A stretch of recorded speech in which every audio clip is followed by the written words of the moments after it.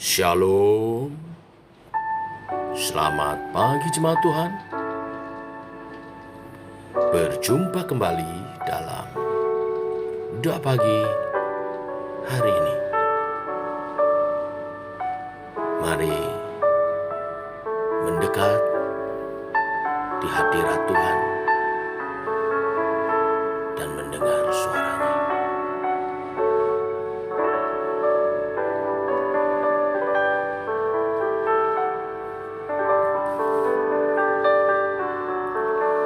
Di hadirat-Mu ku bersujud menikmati kehadiran-Mu. Ku buka hati saat ini untuk mendengar suara-Mu. Firman-Mu Tuhan, ya sungguh benar, menerangi jalanku. Firman-Mu Tuhan membentuk hidupku. Ku bersyukur padamu.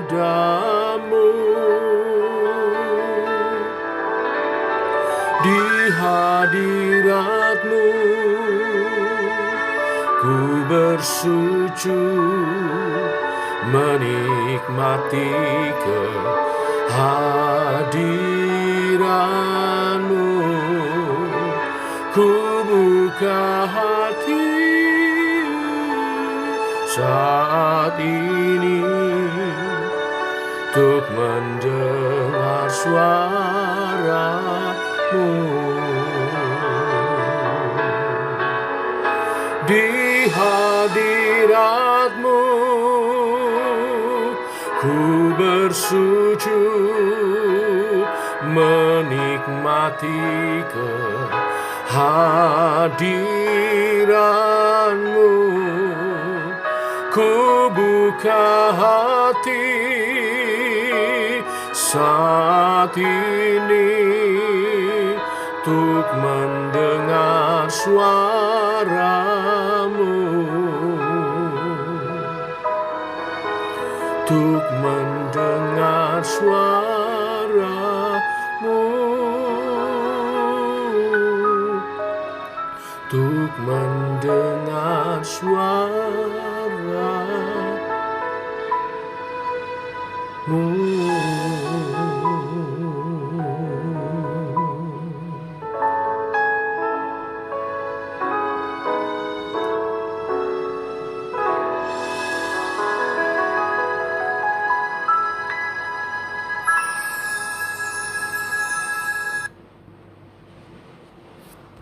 Tiba waktunya untuk kami merenungkan firman-Mu.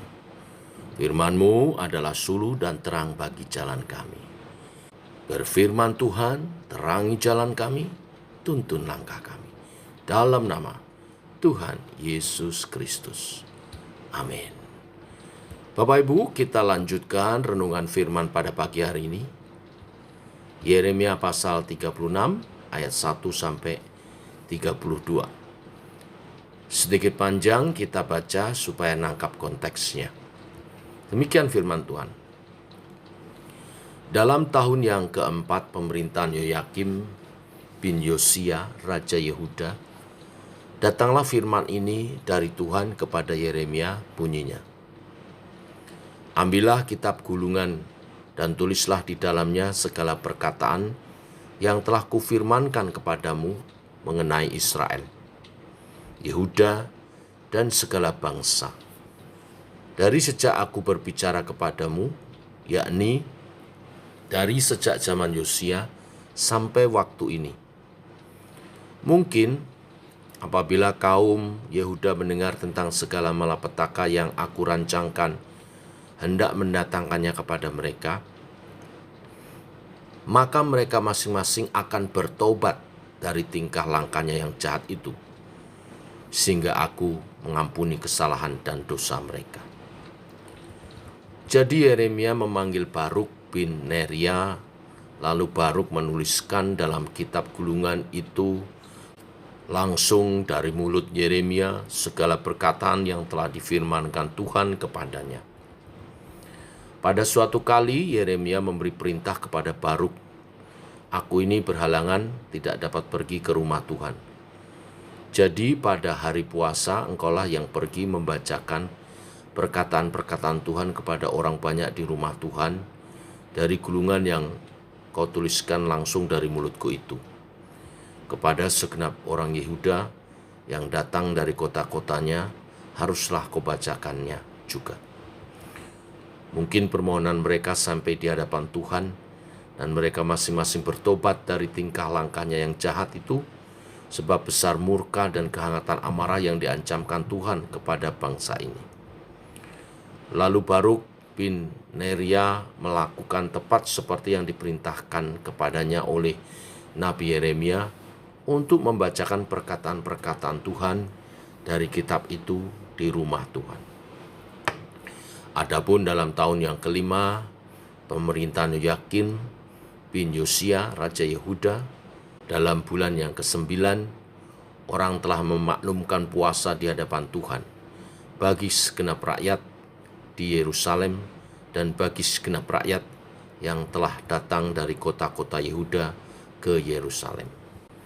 Maka Baruk membacakan kepada segenap rakyat perkataan Yeremia dari kitab itu di rumah Tuhan, di kamar Gemaria anak panitia Safan, di pelataran atas di muka pintu gerbang baru dari rumah Tuhan. Ketika Mikaya bin Gemaria bin Safan mendengar segala firman Tuhan dari kitab itu, turunlah ia ke istana raja, ke kamar panitera. Di sana tampak duduk semua pemuka, yakni panitera Elisama, Delaya bin Semaya, Elnatan bin Akbor, Gemaria bin Safan, Sedekia bin Hananya, dan semua pemuka lain. Lalu Mikaya memberitahukan kepada mereka segala firman yang telah didengarnya. Ketika Baruk membacakan kitab itu kepada orang banyak, kemudian para pemimpin itu menyuruh Yehudi bin Netanya bin Selemnya bin Kushi kepada Baruk mengatakan, "Bawalah gulungan yang telah kau bacakan kepada orang banyak itu, dan datanglah kemari." Maka Baruk bin Neria membawa gulungan itu dan datang kepada mereka. Berkatalah mereka kepadanya, "Silahkan duduk dan bacakan itu kepada kami." Lalu Baruk membacakannya kepada mereka. Setelah mereka mendengar segala perkataan itu, maka terkejutlah mereka dan berkata seorang kepada yang lain, "Kita harus dengan segera memberitahukan segala perkataan ini kepada raja." Bertanyalah mereka kepada Baruk, katanya, "Beritahukanlah kepada kami bagaimana caranya engkau menuliskan segala perkataan ini." Jawab Baruk kepada mereka, "Segala perkataan ini langsung dari mulut Yeremia kepadaku, dan aku menuliskannya dengan tinta dalam kitab." Lalu berkatalah para pemuka itu kepada Baruk, "Pergilah, sembunyikanlah dirimu bersama Yeremia. Jangan ada orang yang mengetahui di mana tempatmu." Kemudian pergilah mereka menghadap raja di pelataran, sesudah mereka menyimpan gulungan itu di kamar panitera Elisama. Mereka memberitahukan segala perkataan ini kepada raja. Raja menyuruh Yehudi mengambil gulungan itu. Lalu ia mengambilnya dari kamar panitia Elisama itu. Yehudi membacakannya kepada raja dan semua pemuka yang berdiri dekat raja. Waktu itu adalah bulan yang ke-9, dan raja sedang duduk di balai musim dingin, sementara di depannya api menyala di perapian. Setiap kali apabila Yehudi selesai membacakan 3-4 lacur, maka raja mengoyak-ngoyakkannya dengan pisau raut, lalu dilemparkannya ke dalam api yang di perapian itu, sambil seluruh gulungan itu habis dimakan api yang di perapian itu. Baik raja maupun para pegawainya yang mendengarkan segala perkata ini Seorang pun tidak terkejut dan tidak mengoyakkan pakaiannya. Elnatan, Delaya, dan Gemaria memang mendesak kepada raja supaya jangan membakar gulungan itu. Tetapi raja tidak mendengarkan mereka. Bahkan raja memerintahkan pangeran Yerahmeel, Seraya bin Asriel, dan Selemnya bin Abdiel untuk menangkap juru tulis Baruk dan Nabi Yeremia. Tetapi Tuhan menyembunyikan mereka. Sesudah raja membakar gulungan berisi perkataan-perkataan yang dituliskan oleh Baruk langsung dari mulut Yeremia itu, maka datanglah firman Tuhan kepada Yeremia bunyinya, "Ambil pulalah gulungan lain, tuliskanlah di dalamnya segala perkataan yang semula ada dalam gulungan yang pertama, yang dibakar oleh Yoyakim Raja Yehuda. Mengenai Yoyakim Raja Yehuda, haruslah kau katakan, beginilah firman Tuhan. Engkau telah membakar gulungan ini dengan berkata, mengapakah engkau menulis di dalamnya bahwa Raja Babel pasti akan datang untuk memusnahkan negeri ini dan untuk melenyapkan dari dalamnya manusia dan hewan? Sebab itu beginilah firman Tuhan tentang Yoyakim, Raja Yehuda. Ia tidak akan mempunyai keturunan yang akan duduk di atas tahta Daud, dan mayatnya akan tercampak, sehingga kena panas di waktu siang dan kena dingin di waktu malam. Aku akan menghukum dia, keturunannya, dan hamba-hambanya karena kesalahan mereka. Aku akan mendatangkan atas mereka, atas segala penduduk Yerusalem, dan atas orang Yehuda segenap malapetaka yang kuancamkan kepada mereka, yang mereka tidak mau mendengarnya." Maka Yeremia mengambil gulungan lain dan memberikannya kepada juru tulis Baruk bin Neria, yang menuliskan di dalamnya langsung dari mulut Yeremia segala perkataan yang ada di dalam kitab yang telah dibakar Yoyakim, Raja Yehuda, dalam api itu. Lagi pula masih ditambahi dengan banyak perkataan seperti itu. Sampai di sini pembacaan firman Tuhan. Bapak Ibu, perikop ini berbicara Baruk, juru tulis Yeremia, menuliskan segala malapetaka yang Tuhan rancangkan sebagai hukuman bagi umat Yehuda, dengan tujuan supaya umat Yehuda bertobat. Baruk kemudian menyampaikan kepada umat, dan beberapa pemuka mendengarkannya, kemudian menyampaikannya kepada Raja Yehuda. Namun Raja Yehuda, Raja Yoyakim, merobek-robek gulungan itu dan melemparkannya ke dalam api.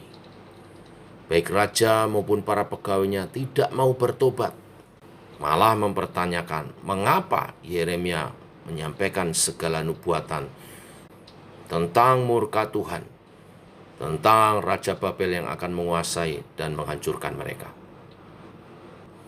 Entah apa yang dipikirkan Raja Yoyakim, sehingga ia berani mengoyak-ngoyak gulungan firman Tuhan dan membakarnya. Mungkin ia berpikir bahwa jika ia menolak firman itu, maka apa yang dinyatakan dalam firman itu tidak akan terjadi. Namun, apa yang terjadi adalah sebaliknya. Tuhan memberikan hukuman yang lebih keras, bahkan menghukum Yoyakim sehingga tidak ada anaknya yang duduk di atas tahta Daud. Sejarah menunjukkan bahwa Yoyakin, anak Yoyakim, hanya bertata selama 3 bulan sebelum dibuang ke Babel, dan Sedekia pamannya menjadi raja. Apa yang kita bisa ambil sebagai pelajaran dari kisah ini? Umat Tuhan seringkali hanya mau mendengar firman yang menyenangkan hati, berkat, penyertaan, penghiburan, kekuatan, tetapi menolak mendengar firman yang menegur dan mengadili mereka, menuntut untuk pertobatan. Pagi hari ini kita diingatkan, kita harus sadar bahwa yang pertama, kita tidak boleh memilih-milih firman Tuhan yang berisi berkat saja, tetapi juga semua firman secara utuh. Perjanjian lama, perjanjian baru, baik firman tentang berkat maupun firman pengajaran, juga firman teguran, supaya kita bertobat dari laku tingkah kita yang salah, yang jauh dari Tuhan, yang berdosa. Yang kedua, kita mesti sadar bahwa menolak untuk mendengar firman Tuhan yang berupa peringatan untuk bertobat, yang berupa teguran akan hukuman Tuhan, tidak akan membatalkan hukuman itu. Bahkan mungkin terjadi adalah penghakiman akan diberikan dengan lebih berat, seperti yang dialami Raja Yoyakim, yang terus menolak kesempatan untuk bertobat yang Tuhan berikan. Yang ketiga, kita mesti bersikap yang benar terhadap berita firman Tuhan. Jika Tuhan masih mau menegur melalui firman-Nya, itu adalah karena Tuhan masih bersabar dan memberi kita kesempatan. Maka respon yang paling tepat adalah mendengar dan mentaati firman itu, bertobat, supaya bila firman itu merupakan teguran, bila firman itu merupakan peringatan akan hukuman Tuhan, oleh karena pertobatan kita, Tuhan yang panjang sabar dan kasih setianya nyata mungkin bisa membatalkan hukuman itu dan membimbing kita kembali untuk menjadi umat-Nya yang hidup memuliakan Dia, yang disayangi, dilindungi dan dipeliharakan, dirahmati dengan berkat-berkat-Nya.